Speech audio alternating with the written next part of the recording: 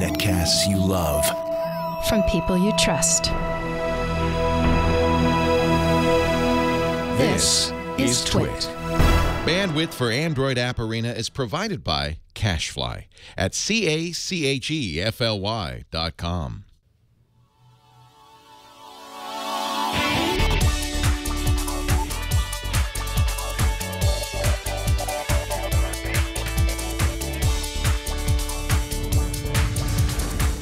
This is Android App Arena episode 33 for Wednesday, February 18th, 2015. Put the phone down. This episode is brought to you by lynda.com. Invest in yourself and start learning today. Lynda.com has thousands of courses to help you learn new tech, business, and creative skills. For a free 10-day trial, visit lynda.com/arena. That's LYNDA.com/arena. Hello, everyone. Welcome to another episode of Android App Arena. I'm your host, Jason Howell. Months ago on All About Android, Ron Richards brought an app into the arena that kind of opened my eyes to a new category I hadn't really heard of before or considered. Quite honestly, before that episode, I'd rarely taken a glimpse at my own habits when it comes to using my smartphone. As more and more of our lives are lived inside that little black slab here, we have a tendency to overuse and, as a result, shut out, real life, the real things that happen around us. I know that I'm totally guilty of that. It's not hard. It's hard not to live my life like that because my career, of course, is built around these black slabs. But the apps in today's episode are meant to be tools that you and I, of course, can use to monitor our usage and even limit ourselves if needed. That is, protect ourselves from our own tendencies. I definitely have to give a big thanks to Thomas Scholler on Google Plus for giving me the idea for this episode and a few of the great app suggestions that I'm going to feature in this week's Best of the Best. Let's take a look. This first app launched in January, and it'll help you quantify how much you use your device because even grown-ups need to be told to put the phone away for a change. It's called QualityTime. And once you've installed it, the app will track the many ways you use your device. It's split into three main sections. First, Today shows you all of your usage data since midnight. So by the end of the day, you'll have a long tree of time codes coupled with icons of the apps you've used at those specific times of day. You also know how long you use those apps during that screen on session. At the top of the tree, you can tap the circle to cycle between total amount of time spent using apps today.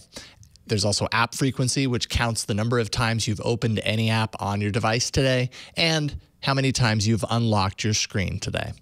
Swiping down gives you more detailed daily usage stats, including total amount of time spent inside each app and how many times you've accessed them.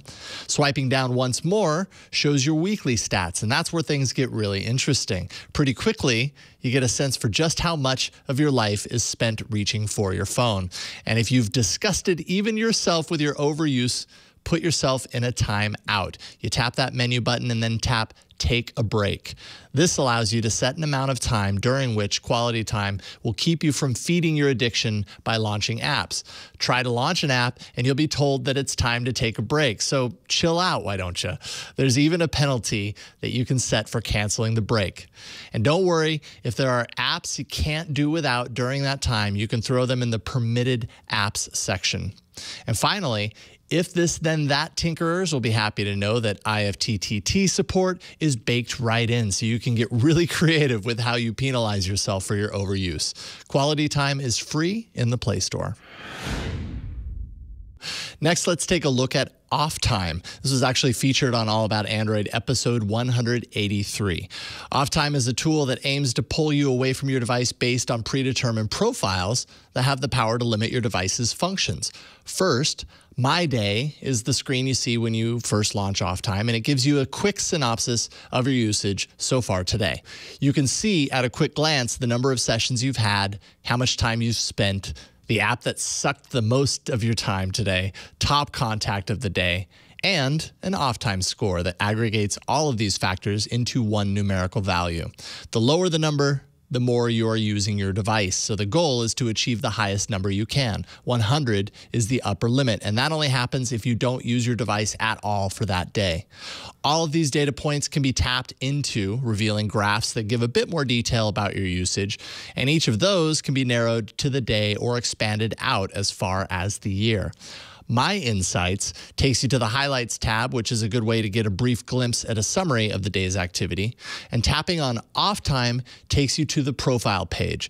This is where you can program your own profiles based on specific scenarios that control your device usage. So, for example, setting a family profile can be useful when you want to focus all of your attention on your family. Set the profile to do things like mute notifications, block your calls, block your text messages, but setting exceptions as well to that rule if you don't want to risk missing something urgent. You can also send an auto reply to non-urgent messages and even limit access to certain apps. Just drag the clock to the amount of time you'd like to spend away from the device and hit start to set the profile in motion. You'll get a nice informational screen that advises you of all the actions that are taking place while you take a break. Offtime is free in the Play Store. And finally, there's BreakFree, which specifically aims to help curb your phone usage and break free of cell phone addiction. Much of the core functionality and data analyzed is similar to the previous apps reviewed here, but BreakFree sets a somewhat more dire tone by giving you an addiction score right from the get-go. All metrics feed into this score, including number of screen unlocks and total amount of usage time. I had no luck finding any reference as to what the number represents or what the scale actually is. I know it goes up to 100, but does 100 mean you use your device too much or not enough? Right off the top, it's hard to figure that out. More transparency there would definitely be helpful. However, with BreakFree, you are introduced to a little guy named Soto who attempts to give you encouragement and tell you when you're overdoing it. You can also elect to receive push notifications that will bring Soto into your daily life with his recommendations. Tools is where you can access settings around controlling your overuse. BreakFree now gives you various settings like auto reject a call, disable internet, stop notifications, and more. Keep in mind that this doesn't limit your access to other apps on your phone. Then you just tap that go button to kick into BreakFree once and for all. Then, step outside, smell the posies. You can also set up a schedule so that breaking free is a recurring affair. If you've paid the $1.99 in-app purchase price, you also get access to more detailed app usage analysis, such as the top 5 apps you've used today and call stats. You can, by the way, elect to keep calls out of the overall equation if that isn't what you're trying to curb. And you get various achievements along the way because gamification works. And there's a widget for your home screen that makes it easy to break free with one simple tap. BreakFree certainly limits your capabilities with your device. The design feels a tad dated to me, could use a refresh to modernize it a bit. But if what you want is a less aggressive way to limit your device usage, you might want to check out BreakFree for free in the Play Store. All right, so I'm sorry to do that to you. It's hard to face the facts, and really I can only speak for myself, but man, I use my phone far too much. And running these 3 apps, quantified in helpful ways, but now I have to pick my favorite of the 3, the one I'm going to keep installed on my phone. Is it QualityTime, Offtime, or BreakFree? Picking one app to live on my device, I'd have to go with QualityTime. Of the 3, I think it does the best job at bringing all of that valuable data into a format that's easy to navigate, easy to digest after the fact, and really allows you to dive in and assess your usage historically over time in a good way. To my eyes, it looks like the most modern of the 3, and it's simply the most visually appealing of the bunch. My opinion, of course. And the take a break function is very powerful if you want it to be. It can control every function on your device. So then, did I miss one for this category? That's where you come in. Email me at arena@twit.tv and let me know. I might include it in a future episode. All right, before we move on, let's thank the sponsor of today's episode. That is, of course, lynda.com. I love lynda.com. February is almost over, and what are you waiting for? You can invest in yourself and learn something new with a free 10-day trial to lynda.com. Lynda.com is used by millions of people around the world, has over 4,500 courses on topics like web development, photography, visual design, and business. as well as software training like Excel, WordPress, and Photoshop. All of their courses are taught by experts, and new courses are added to the site every week. Do you want to improve your job skills, to ask your boss for a raise, or make yourself more marketable to find a new job? Are you looking to explore a new hobby and set new financial goals or find a better work-life balance? Lynda.com has something for everyone. It has it all. Some of the courses I recommend are Android tips and tricks. There's simple Android development tools, and there's even a Code Clinic series. It's an innovative series where each month Lynda.com issues a code challenge, and authors share their solutions using different programming languages. Tons of content inside Lynda based around Android. Personally, I've also enjoyed lessons on music production, soundproofing, Adobe Premiere when we switched from Final Cut Pro 7 here in the Brick House, and I'm hardly even scratching the surface of what's available to me and my interests on Lynda. Too much great stuff to watch. So invest in yourself and sign up for a free 10-day trial to Lynda.com by visiting lynda.com/arena. With your membership, you'll get unlimited access to every course, including access on your Android and iOS devices, plus new courses as they're added each week. That's lynda.com/arena to try it free for 10 days. Go ahead, learn something new. And we thank Lynda for their support. All right, up next is today's big app, and it's been a while since I've actually featured a game on the show. I'm not really quite sure why, but I do know that this was a breath of fresh air to see today's featured game get its long-awaited release on Android. I've been waiting for a while now. Maybe fresh air isn't quite the right phrase for this particular game because it's pretty grim. Why don't we take a look at this week's big app?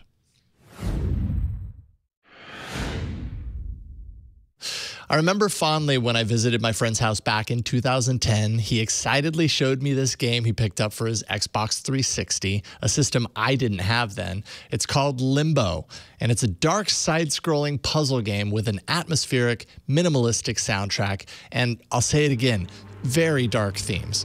I played it for an hour and left his house wishing I had an Xbox 360 so I could keep playing it on my own. Well, now Limbo is finally released for Android, so even better, I can carry it around in my pocket. Limbo is set in a desolate landscape, no color at all. It's black and white to excellent effect, and pretty much all of the action that takes place is more or less the silhouette of the object in question. Your little guy wakes up alone in the midst of a dark, dank forest, and from there, without much more information than that, must explore his surroundings, which ranges from things that make your travels possible, like hanging vines and abandoned boats, to things that kill you in gruesome ways, like spike-filled pits and booby traps. When it happens, the gross factor is less about what you see, because it's all silhouetted so effectively, but more about what you hear. The sound design really adds to the experience, giving you an uneasy feeling throughout. As you progress, the traps and puzzles get larger and deadlier, and when you die during a challenge, you really feel it. And that's guaranteed because Limbo revels in the many ways that your character can meet his fateful end. Controls are pretty simple and standard for this style of game. Left side of the screen is your directional movement, and the right side of the screen either jumps when you swipe up, drops when you swipe down. You can also interact with objects by getting close to them and tapping on the right side. This can be a bit confusing, however, because no controls actually appear on the screen. But once you know, it's easy to operate. The game really is one long side-scrolling adventure with puzzles breaking up the distance. And, oh, did I mention it's really, really dark? I advise you throw on an awesome pair of headphones, lock yourself in a dark room with no windows, and play until you wear out your battery. It's that addictive. Limbo can be found for $4.99 in the Play Store. All right, I'm not sure if he wants me to do this, but as an aside, Josh Windich, who edits the individual reviews for this show, apparently has a pretty significant phobia of spiders. And if there's one thing Limbo does really well, as you just saw, it's presenting spiders to horrific and deadly effect repeatedly. I actually had to relieve Josh of his editing duties for part of this review because he couldn't handle the creep factor of those spider clips. And if a game is that successful in creeping you out, I think you have a winner. And by the way, those sound effects, oh man, I love them. They feel I don't know if you guys know this about Peter Jackson, but his early films before Lord of the Rings were gore films. And there's a lot of similarities between this game and early Peter Jackson. So if you didn't know, look it up. Definitely some of my favorite horror movies on earth were directed by him back in the day. I suppose it makes sense that I enjoy Limbo as much as I do. I hope you do too. Be a part of the show. I really appreciate your feedback. Send me your favorite apps, new categories to consider for the show, whatever you happen to have, to arena@twit.tv. There's also a subreddit for the show where I post categories from time to time and ask you to tell me about your favorite apps, why you love them so much. Head on over to androidapparena.reddit.com and you can share them with me there. You can also follow me on Google+. I sometimes talk about Android things on Google+, so it's definitely fitting. I also host a live viewing party of each week's episode where I'll be on set to answer any questions you might have about the apps in the show or anything Android. That happens every Wednesday at 4:30 p.m. Pacific, following Tech News Tonight at live.twit.tv. Of course, if you missed the live taping, don't worry. Each week's episode will appear later that night on the site and in the feeds. All of those details, everything that I've talked about here, can be found at the show page. That's twit.tv/arena. All right, that's it, folks. Thank you so much for joining me today. My name is Jason Howell, and I hope to see you next week in the arena.